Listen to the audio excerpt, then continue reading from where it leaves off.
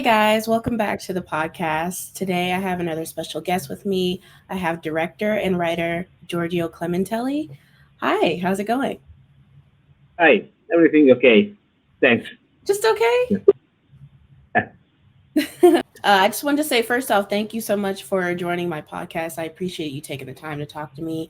As I was just telling you off screen, I recently screened your documentary. It's called Uncommon Stories of American Horror.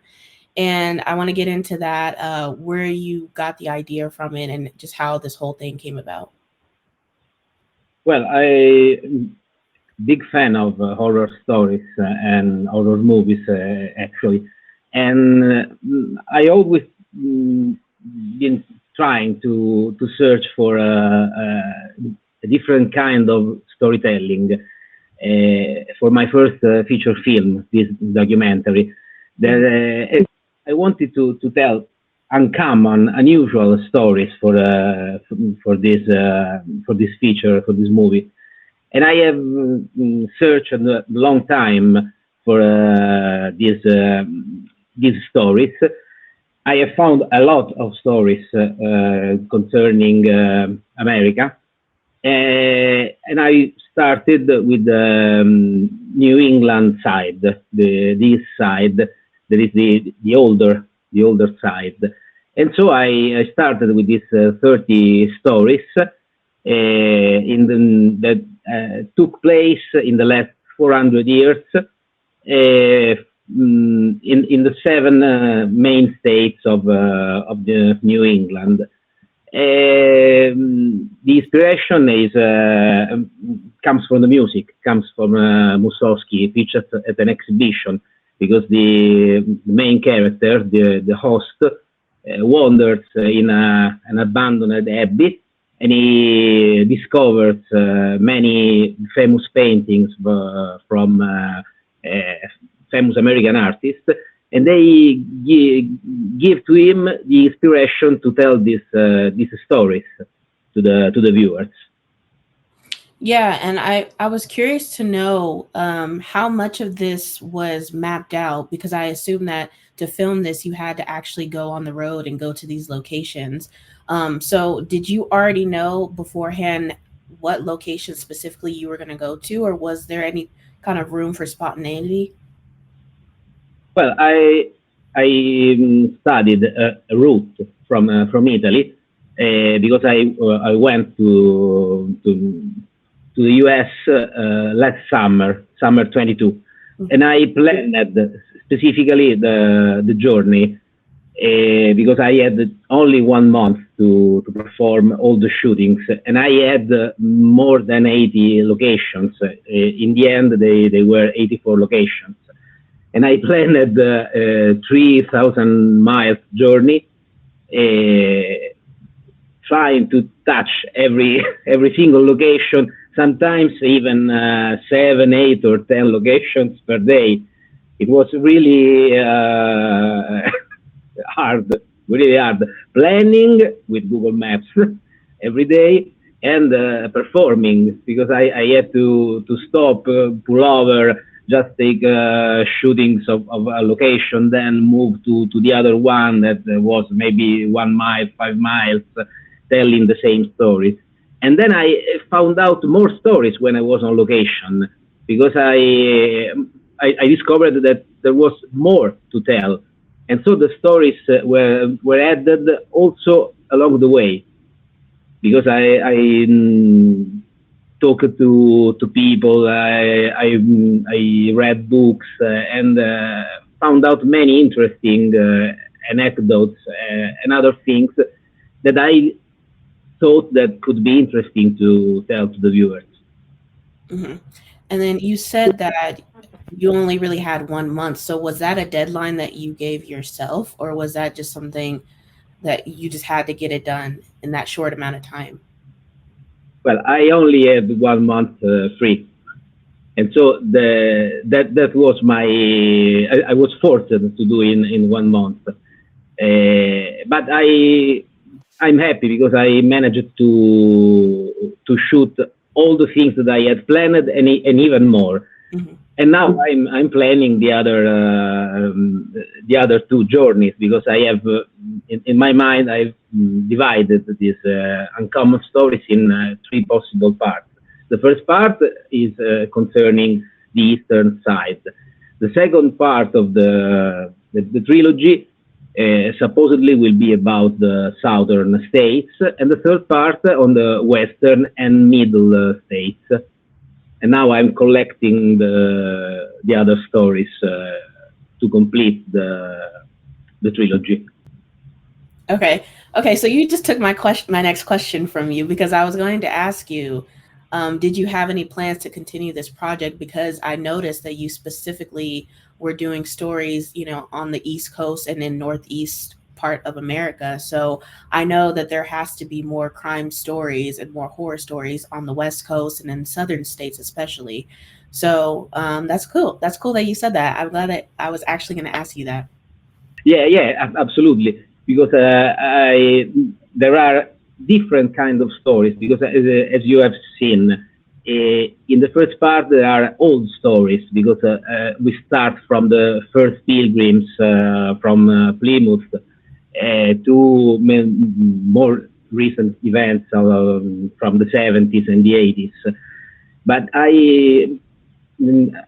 what I'm planning now is to do more recent stories, because the West Side is younger, and I have found out many more interesting stories about uncommon characters and uncommon locations, especially in the West Side, connected to famous horror movies.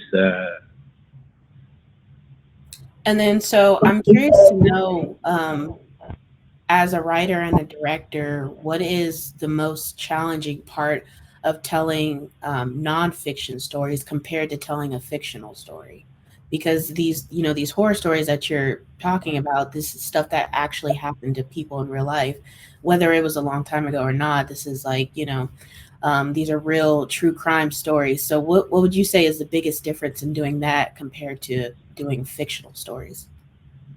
Well, I could tell you that it's easier to tell a fictional story, because it comes everything from your mind or from the screenwriter's mind, and so you can connect every single part in a way that is comfortable for the storytelling. In my case, I had to connect 30 different stories and to find a fil rouge that could connect a story to another. I chose the art, the painting, for connecting all the stories, and I had to find every time a cliffhanger for the next story. That was the most challenging part, but also the most interesting part, because you have to sometimes invent, sometimes find different types of connection to give a continuity to all the storytellings for the 80 minutes of the feature film. Got it. Got it. Yeah, that makes sense. And then, so I know you said you had this all mapped out and planned out, and you knew what stories you were going to tell. Were there any true crime stories that you discovered that really shocked you, or anything new that you found out that you couldn't believe? Absolutely. Even the famous stories like the Amityville horror house murders and others, I found out many details that I didn't know. They are really gruesome, really scary, and being in that places, shooting in that very places, it was really uh, something something big, because I couldn't feel from Italy. Okay, I will go there, I will shoot in that location, and then I will go. But when you find yourself in some places that you know that actual things have happened, gruesome and terrible things. Okay, it was in front of me that happened this thing. I can tell you that it's really chilling. because there are many locations that are really, really scary. And Yeah, above all, because I was on my own.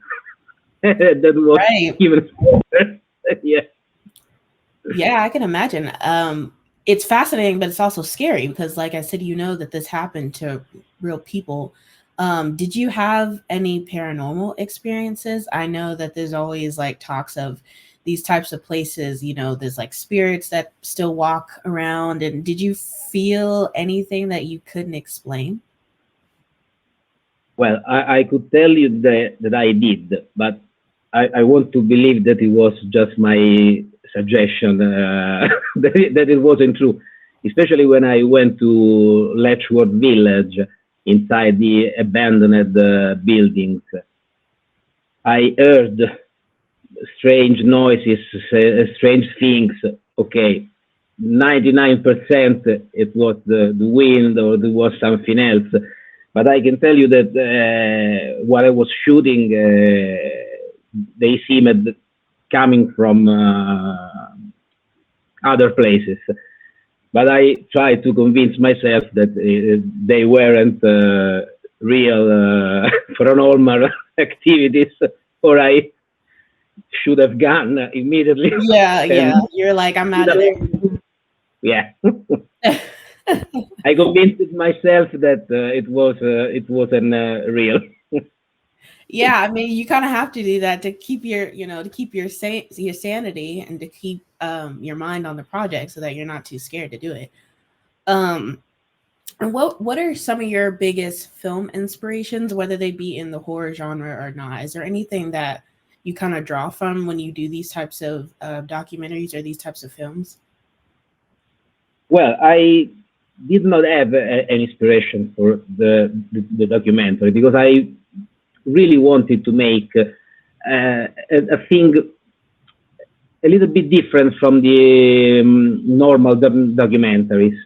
I wanted to tell this story in a different way. Obviously, I have inspiration for fictional horror movies because I love John Carpenter. I love all the horror movies from the 80s, above all, because I grew up watching them from Halloween, Nightmare, and all these kind of movies.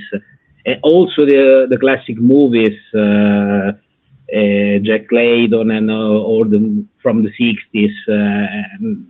But I had no inspiration for my documentary. Only the atmospheres I tried to recreate in the fictional parts of the documentary. Okay, and then so when you're not doing, I guess when you're not doing nonfiction, is are there any major Halloween, you know, Halloween films that do inspire you outside of doing a documentary when you're focusing more so on fictional stories? Well, this is my first feature film. I have made, I have shot a lot of short movies and other kind of things, musical videos and corporate videos.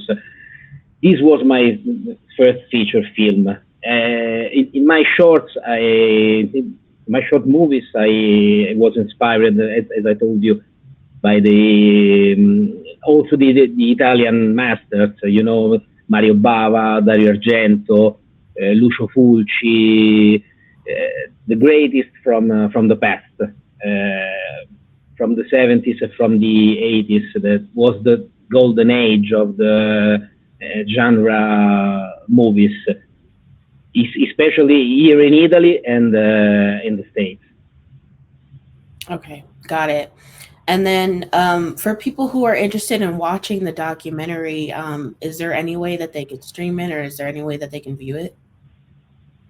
Well, the documentary will premiere in Berlin on February, and then we'll plan distribution in the next month. I think in the springtime. I actually don't know where exactly, but I hope that I will know as soon as possible.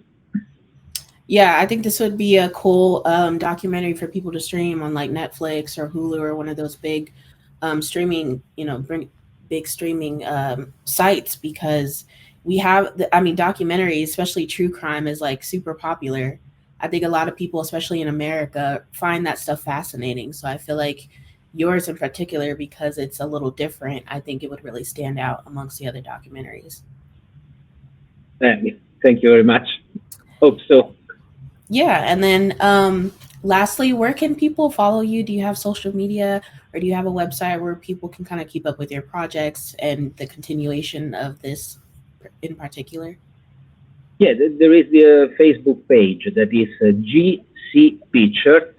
It's the page of my independent production company that will follow up all the everything about USAH and the next chapter.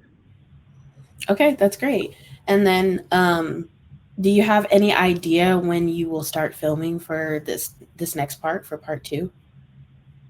Well, hopefully next summer, or maybe in the fall, I think. And I'm still searching for the stories, and then I will have to make the plan for the route as I did for the southern part. Okay.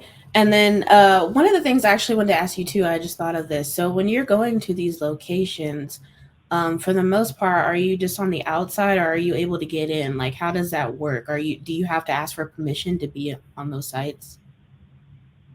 I will tell you, I was very lucky because many locations that normally are closed, I found them open for many reasons. In one case, they were shooting a movie in in a house, and the director was an Italian American.